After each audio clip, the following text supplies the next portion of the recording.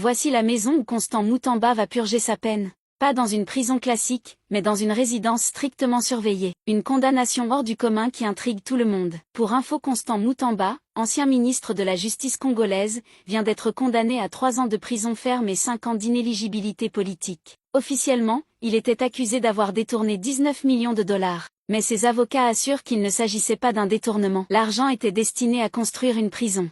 Et surtout, l'argent est toujours à la banque. Contrairement aux prisonniers ordinaires, Constant Moutamba n'ira pas derrière les barreaux d'une cellule surpeuplée. Il sera installé dans une maison sécurisée, transformée en lieu de détention. Jour et nuit, il sera contrôlé par des gardes, surveillé à chaque sortie, chaque visite, chaque mouvement. Cette résidence devient en réalité une prison invisible. Pas de barreaux aux fenêtres, mais une liberté totalement confisquée. Les conditions sont strictes. Visite limitée, communication restreinte, surveillance permanente. Même à l'intérieur de cette maison, il ne sera jamais vraiment seul, les caméras et les gardiens seront là, constamment. Pourquoi ce choix d'incarcérer un ancien ministre dans une maison surveillée et non dans une prison publique?